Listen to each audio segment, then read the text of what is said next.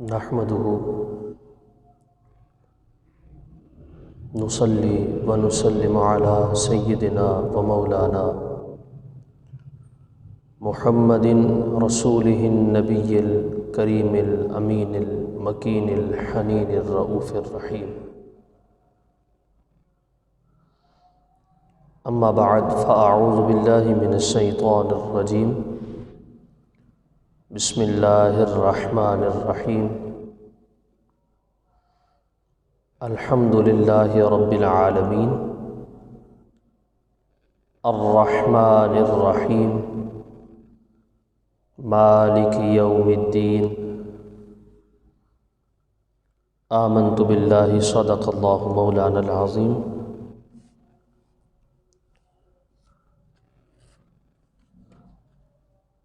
إن الله وملائكته يصلون على النبي يا أيها الذين آمنوا صلوا عليه وسلموا تسلیما. درود پاک پڑھ لیں بآواز بلند. الصلاۃ والسلام علیک یا سیدی یا رسول اللہ وعلی آلک واصحابک یا سیدی یا حبیب اللہ. الصلاۃ والسلام علیک یا سیدی یا رحمۃ للعالمین وعلی آلک واصحابک یا سیدی یا خاتم النبیین.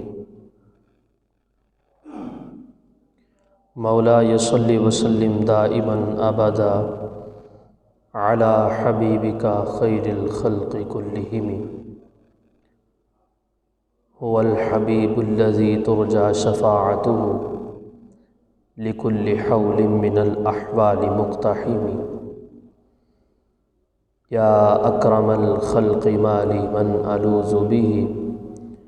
سواك عند حلول الحادث الأمم. محمد سيد الكونين والثقلين والفريقين من عرب ومن عجم. ثم الرضا عن أبي بكر وعن عمر وعن علي وعن عثمان ذي الكرم. يا رب بالمصطفى بلغ مقاصدنا واغفر لنا ما مضى يا واسع الكرم. مولاي صل وسلم دائما أبدا على حبيبك خير الخلق كلهم. رضيت بالله ربا وبالإسلام دينا وبمحمد رسولا ونبيا وبالقرآن إماما.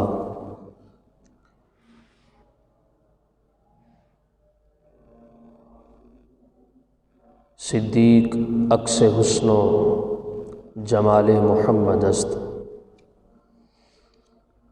فاروق ذل جاہ و جلال محمد است.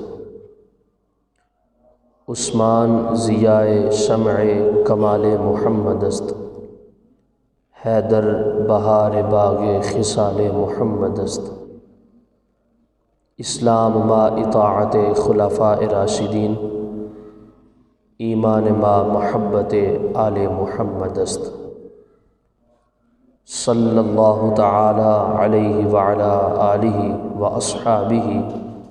وازواجہ واہل بیتہ وآبائہ وجمیع امتہ واولیاء ملتہ اجمعین.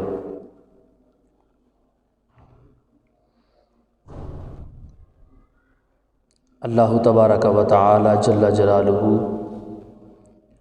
وعم نوالہ واتم برہانہ وأعظم شانہ وجل ذکرہ وعز اسمہ کی حمد و ثنا. اور حضور سرور کائنات، مفخر موجودات، زینت بزم کائنات، دستگیر جہاں غم گسار زماں، سید سروراں حامی بے کساں، قائد المرسلین خاتم النبیین، احمد مجتبیٰ جناب سیدنا محمد مصطفیٰ صلی اللہ علیہ وسلم، آپ کی بارگاہ پر انوار میں ہدیہ عقیدت و محبت درود و سلام اور اشعار کی شکل میں پیش کرنے کے بعد میرے نہایت ہی قابل قدر معزز سامعین ذی وقار،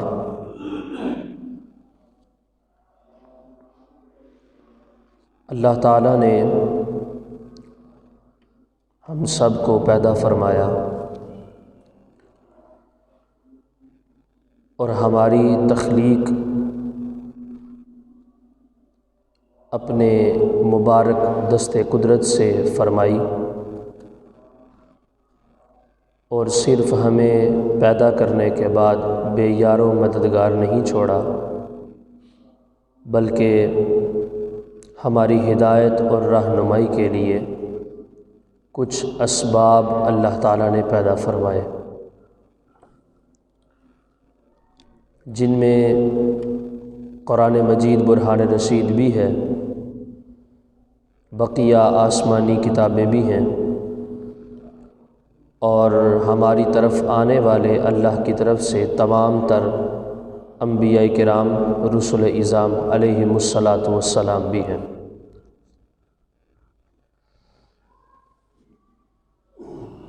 مخلوق کو پیدا کرنے کے بعد رب نے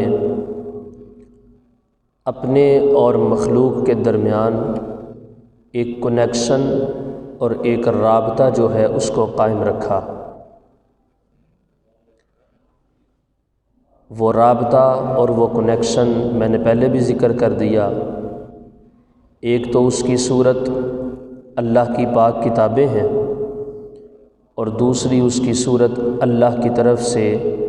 بھیجے گئے انبیاء اور رسول کرام ہیں۔ ہمیں اللہ تعالیٰ نے امت محمدیہ صلی اللہ تعالیٰ علیہ وعلیٰ آلہ و اصحابہ وبارک وسلم کو جو ایک نظام اور ایک قانون کتاب کی شکل میں عطا فرمایا، وہ قرآن مجید برہان رشید ہے، جس کا آغاز اللہ تعالیٰ کے مبارک بابرکت اور پیارے نام سے ہوتا ہے۔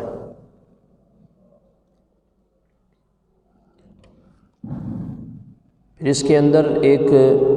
بڑی پرلطف بات ہے، وہ یہ ہے کہ میرے رب کی پکڑ بڑی سخت ہے، اس کا جلال بڑا بلند ہے، اس قدر اس کی گرفت مضبوط ہے کہ جس کو وہ اپنے عذاب میں جکڑ لیتا ہے اس کو کوئی چھڑا نہیں سکتا، اور جس کے اوپر اس کا غضب نازل ہو جائے، رب کے غضب سے اس کو کوئی بچا نہیں سکتا۔ قہار بھی ہے، وہ جبار بھی ہے، ذوالجلال بھی ہے، لیکن اس کے باوجود اللہ تعالیٰ نے اپنی طرف سے بھیجی گئی جو کتاب ہے، جو ہماری رہنمائی کے لیے خاص کی گئی ہے، اس کا آغاز رب نے اپنے جلال والے نام سے نہیں فرمایا، اپنے غصے والے نام سے نہیں فرمایا، اپنی پکڑ والے نام سے نہیں فرمایا، بلکہ اس کا آغاز اللہ تعالیٰ نے اپنی صفت رحمت سے کیا ہے۔ تو اس کے اندر بہت سارے اسرار و رموز جو ہیں وہ موجود ہیں، ان میں سے ایک میں آپ کی خدمت میں عرض کرتا ہوں کہ چونکہ رب ہی وہ ذات ہے جو ہمیں نعمتیں عطا کرتی ہے،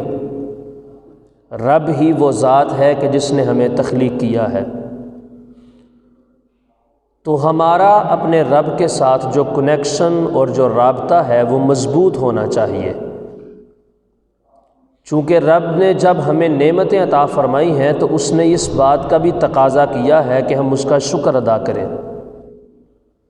اس نے ہمیں عبادات عطا فرمائی ہیں، نماز کی شکل میں، روزے کی شکل میں، زکوٰۃ اور حج کی شکل میں اللہ تعالیٰ نے ہمیں اپنے ساتھ کنیکشن کے کچھ اصول اور کچھ زاویے بیان فرمائے ہیں۔ تو اگر چونکہ ہم ناتواں اور کمزور لوگ ہیں، اگر ہمارے سامنے ابتداءً ہی ڈائریکٹ رب کے جلال کے نام کا ذکر آ جاتا یا اس کے جبار اور قہار ہونے کا مفہوم ہمارے سامنے آ جاتا، تو ہمارا اس کے ساتھ جو رابطہ جس نہج پر ہونا چاہیے تھا ویسا نہیں ہو سکتا تھا۔ ایک خوف ہماری ذات کے اوپر مسلط رہنا تھا اور احساس کمتری کا شکار انسان ہو جاتا ہے کہ میرے تو اتنے زیادہ گناہ ہیں، یہ تو کبھی معاف نہیں ہو سکتے۔ لیکن نہیں، ایسی بات نہیں۔ رب نے فرمایا کہ میں تمہیں احساس کمتری کا شکار نہیں کرنا چاہتا۔ میں نے تمہیں چونکہ پیدا کیا ہے،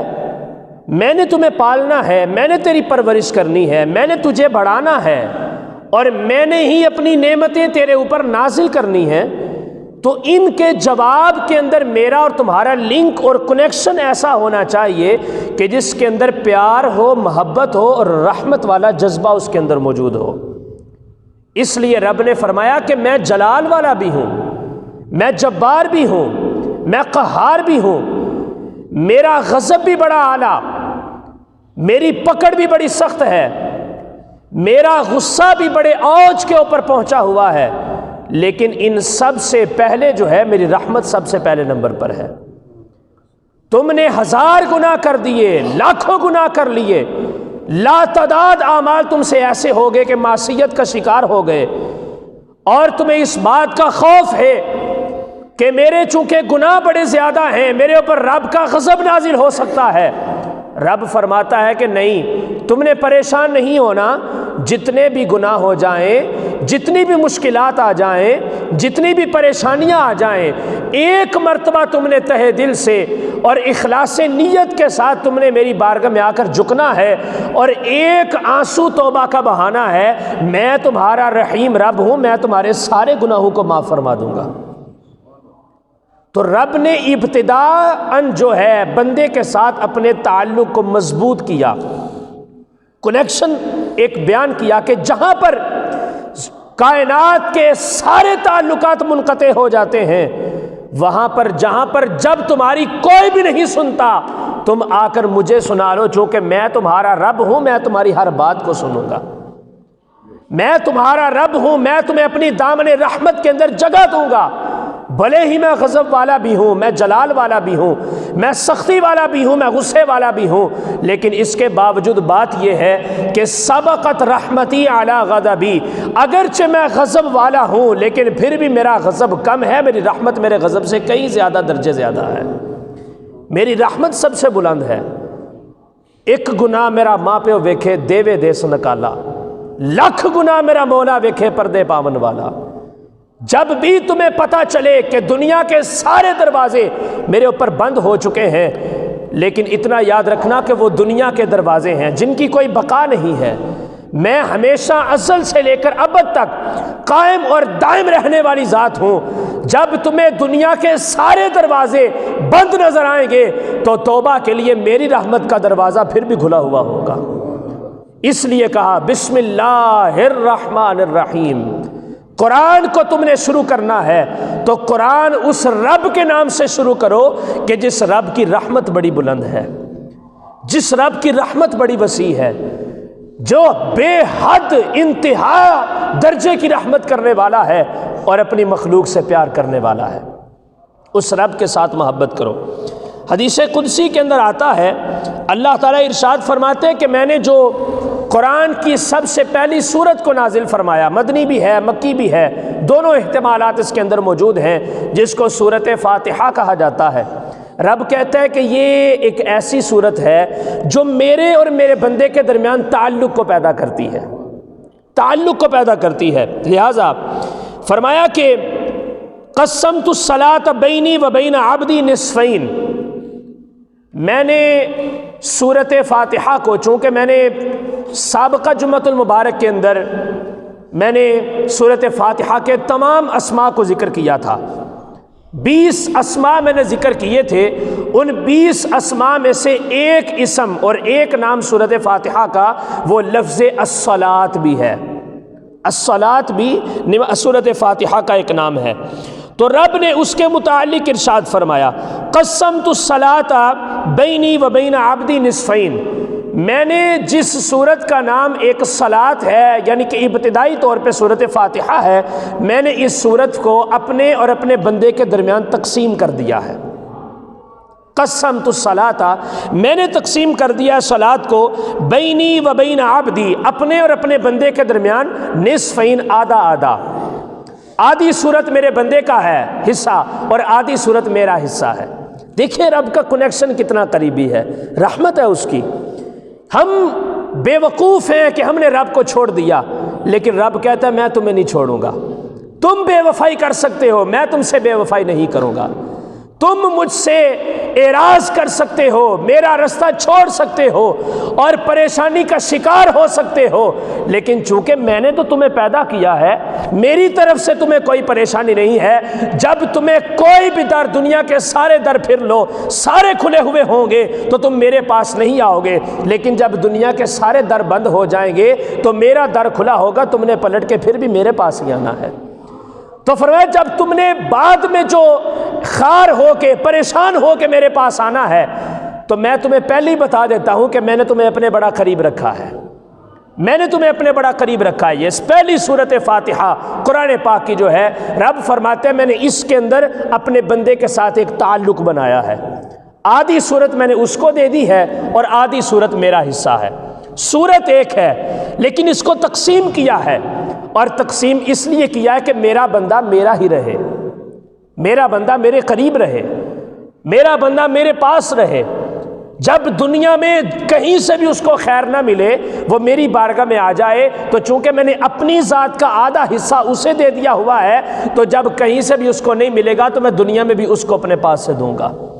تو فرمایا کہ میں نے اس لیے سورۃ فاتحہ کو اپنے اور اپنے بندے کے درمیان آدھا آدھا تقسیم کر لیا ہے۔ فَنِصْفُهَا لِي وَنِصْفُهَا لِعَبْدِي،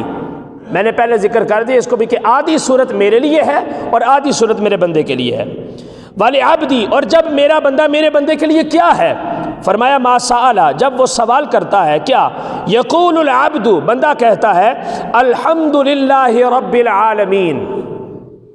میں اس رب کی تعریف کرتا ہوں کہ جو پوری کائنات کے تمام جہانوں کو پالنے والا ہے،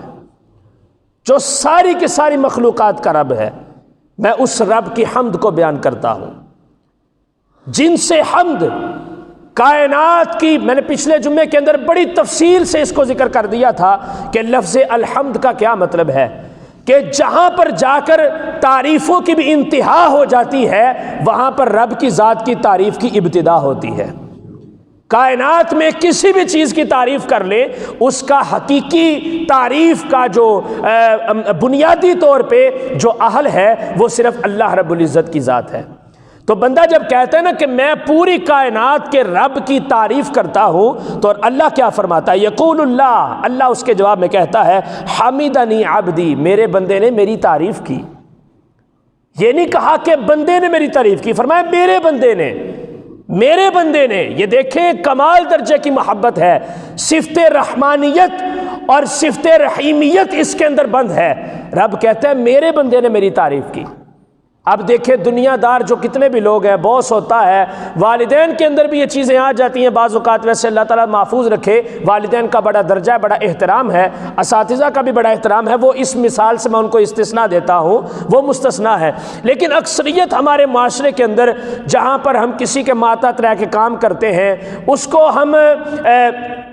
جو ہے تعریف اگر ہم کسی کی کرتے ہیں تو وہ سمجھتا ہے کہ اس سے کوئی مطلب ہے، یہ مجھ سے کچھ نکلوانا چاہتا ہے، تو وہ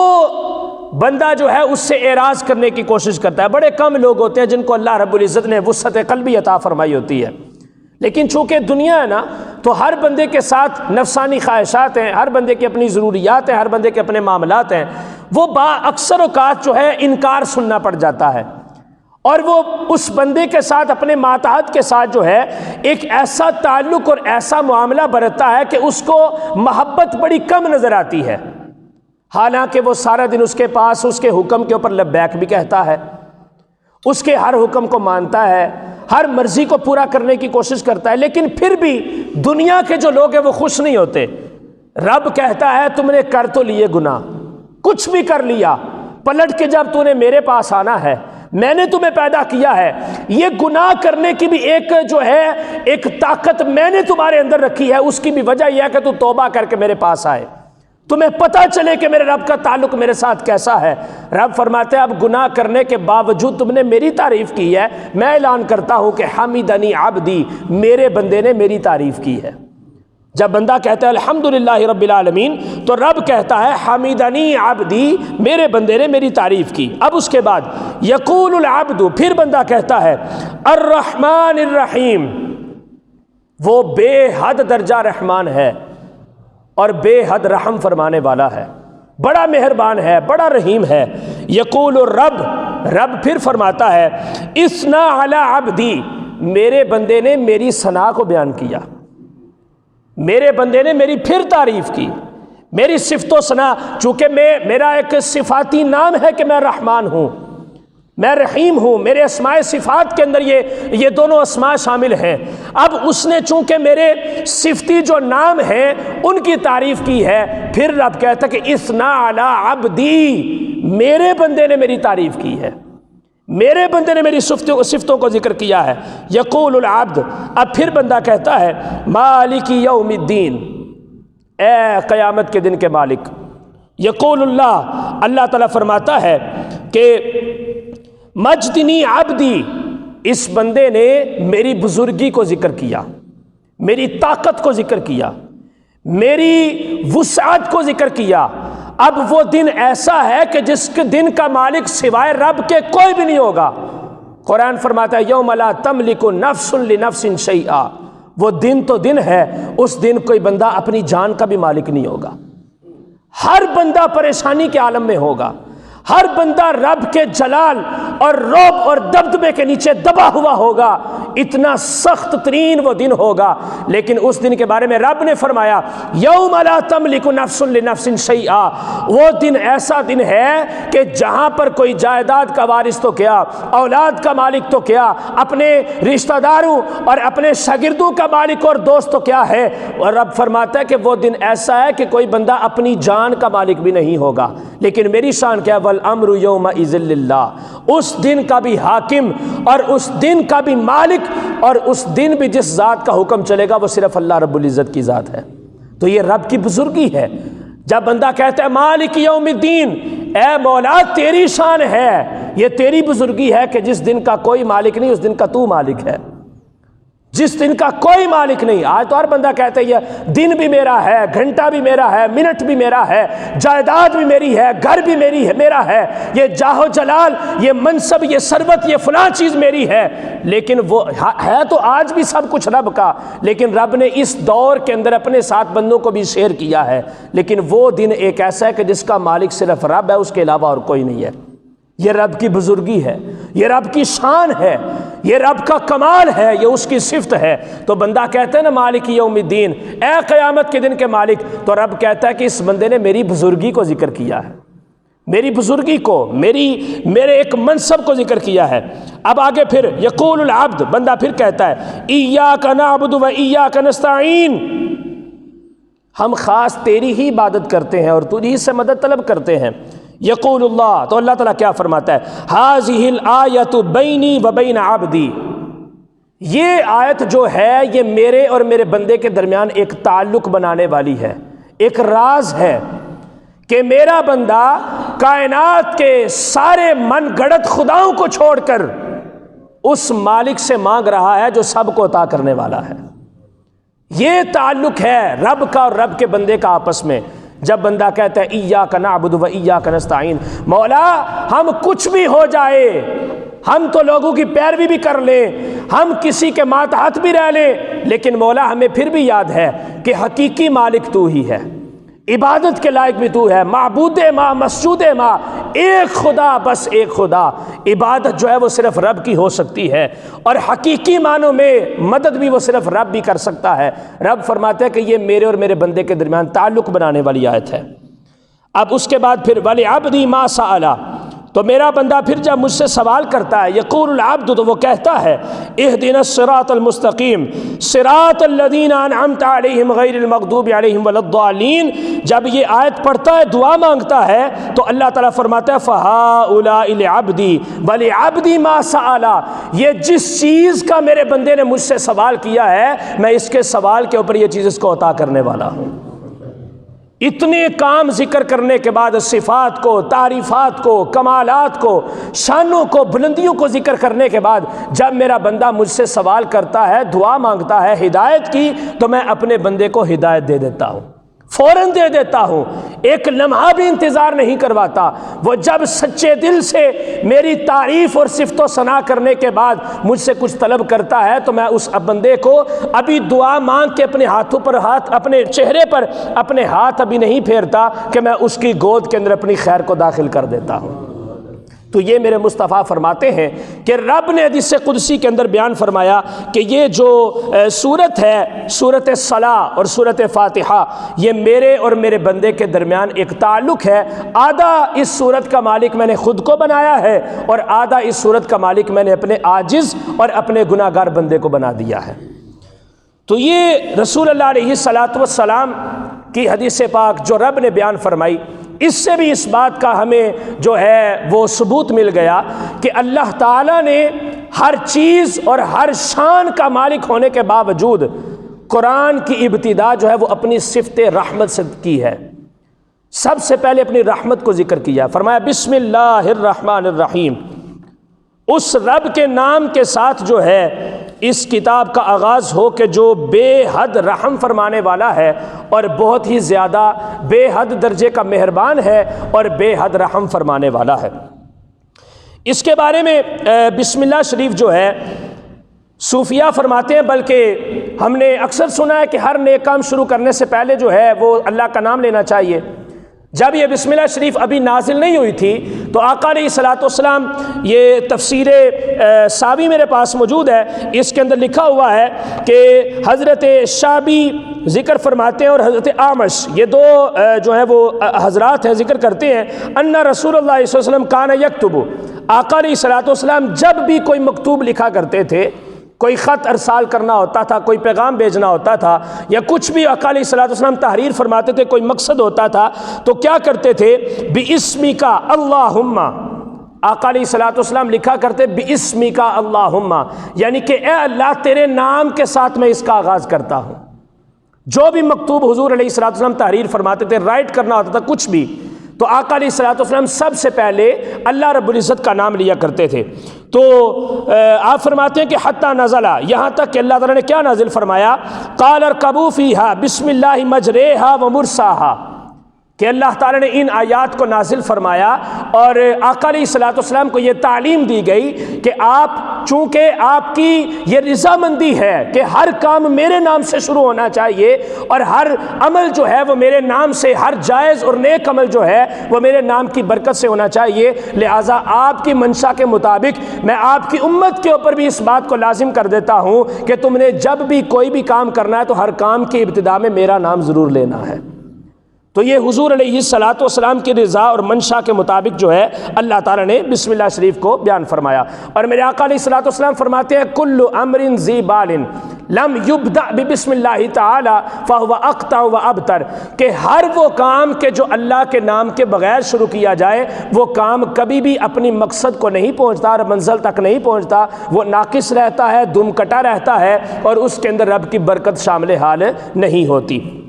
تو بسم اللہ شریف جو ہے اس کی یہ برکت میں نے آپ کے سامنے ذکر کی ہے۔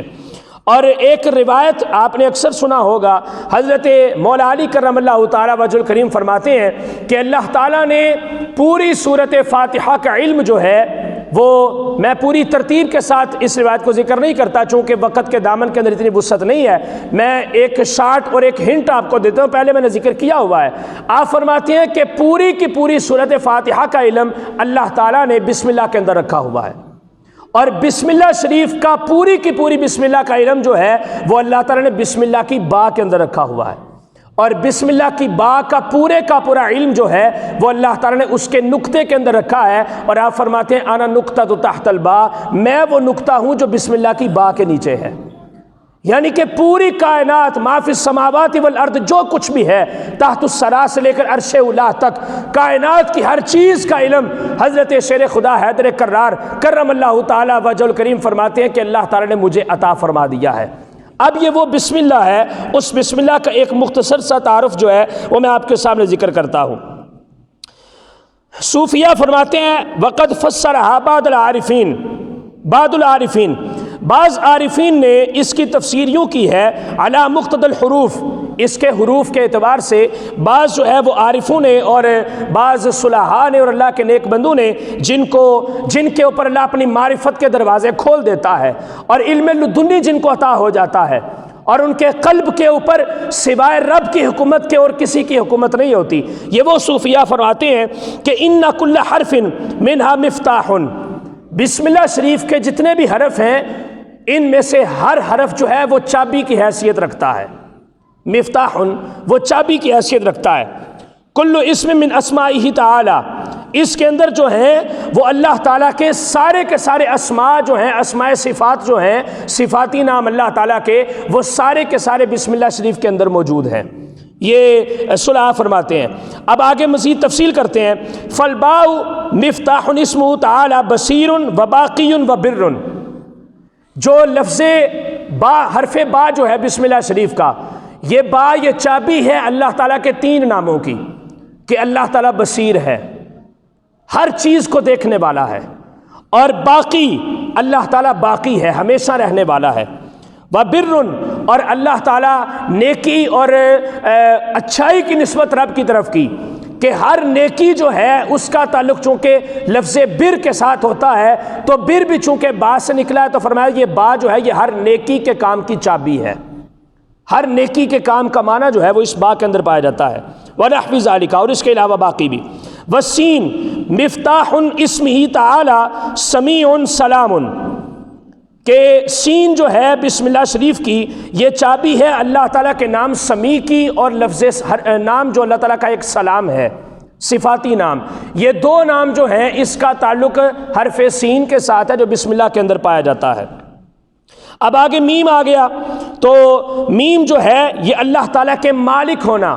مالک جو پوری کائنات کا خالق و مالک ہے، اس میں سے اس میں مالک جو ہے اللہ رب العزت کا، یہ اس کی چابی حرف میم ہے۔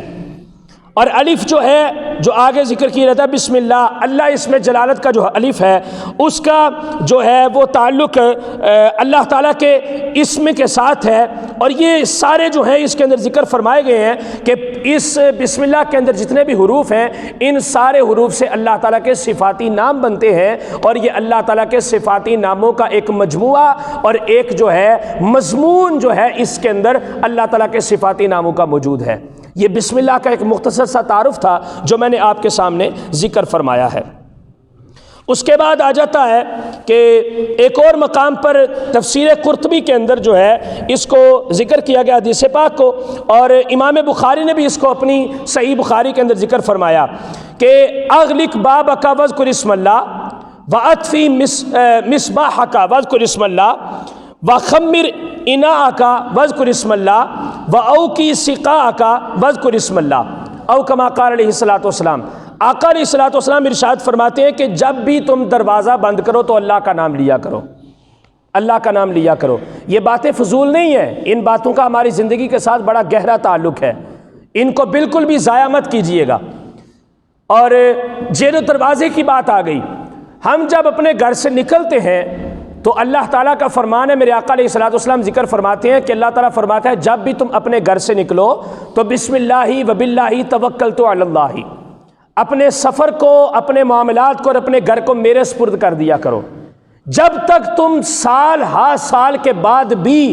جب تک اپنے گھر واپس نہیں لوٹو گے تو تمہارے گھر کی پوری ذمہ داری اور اس کی حفاظت جو ہے وہ میرے ذمہ پر ہے۔ یہ اللہ تعالیٰ کا ارشاد ہے۔ اب آپ اندازہ کریں کہ اب بسم اللہ پڑھ کے دروازے کو کھولنا یا دروازے کو بند کرنا، اس کا ہماری زندگی کے اندر کتنا زیادہ کام ہے۔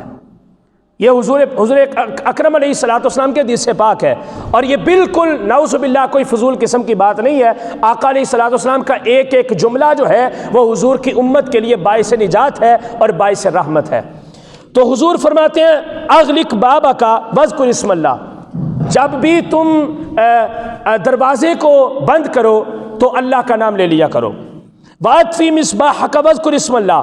اور جب بھی تم اپنے دیے کو اور بلب وغیرہ کو یا روشنی کرنے والی چیز کو بند کرتے ہو تو تب بھی اللہ کا نام لے لیا کرو۔ وَخَمِّرْ إِنَاءَكَ وَاذْكُرِ اسْمَ اللَّهِ، اور جب بھی تم کسی چیز سے اپنے برتن کو ڈانپنے لگو، ڈانپنے کی کوشش کرو تو تب بھی میرا نام لے لیا کرو۔ وَأَوْقِ السِّقَاءَ وَاذْكُرِ اسْمَ اللَّهِ، اور جب بھی اپنے پینے والے برتن، پانی پینے والے برتن کے اوپر تم اس کا منہ بند کرتے ہو یا جگ کے اوپر ڈھکن دینے کی کوشش کرتے ہو تو تب بھی تم میرا نام اس کے اوپر لے لیا کرو۔ یہ ساری چیزیں، جس چیز کے اوپر بھی تم نے میرے نام کو لیا، وہ ساری چیزیں میرے ذمہ کرم میں ہوں گی، اور ان کی حفاظت میں کرنے والا ہوں شیطان مردود سے۔ یہ بسم اللہ شریف کی برکت ہے جو میں نے آپ کے سامنے ذکر کی ہے۔ تو ہم اسی کے اوپر اکتفا کرتے ہیں۔ ایک آخری حدیث پاک اور ایک وظیفہ بھی آپ کے سامنے عرض کر دیتا ہوں۔ حضرت عثمان بن ابو العاص رضی اللہ تعالیٰ عنہ، امام قرطبی نے اس کو جو ہے اپنی صحیح سند کے ساتھ اپنی تفسیر قرطبی کے اندر ذکر فرمایا ہے۔ آپ فرماتے ہیں کہ میں نے رسول اللہ علیہ الصلوۃ والسلام کی خدمت میں شکایت کی، جب میں اسلام لایا اور اللہ تعالیٰ نے مجھے اسلام کی دولت عطا فرمائی، تو میں نے حضور کی خدمت میں عرض کیا یا رسول اللہ، جب سے میں اسلام لایا ہوں میرے جسم میں درد رہتا ہے، اور جسم کو کبھی بھی فرحت اور کبھی بھی شادمانی نصیب نہیں ہوتی، اور میں پریشانی کے عالم میں رہتا ہوں۔ کبھی گھٹنوں میں درد ہے، کبھی کسی جو ہے وہ جوائنٹ کے اندر پین ہے، کبھی کسی قسم کی کیفیت ہے، حضور میرے جسم سے درد نہیں جاتا۔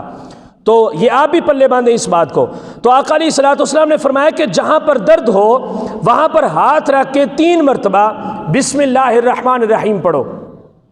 3 مرتبہ جو ہے جہاں پر درد ہو اللہ کا نام لو پورے یقین اور پورے ایمان کے ساتھ کہ میرا رب مجھے شفا عطا فرمائے گا اپنے نام کی برکت سے۔ حضور فرماتے ہیں 3 مرتبہ تم نے بسم اللہ شریف پڑھنی ہے، اور اس کے بعد 7 مرتبہ یہ جملہ بولنا ہے اعوذ بعزت اللہ وقدرتہ من شر ما اجد واحاذر۔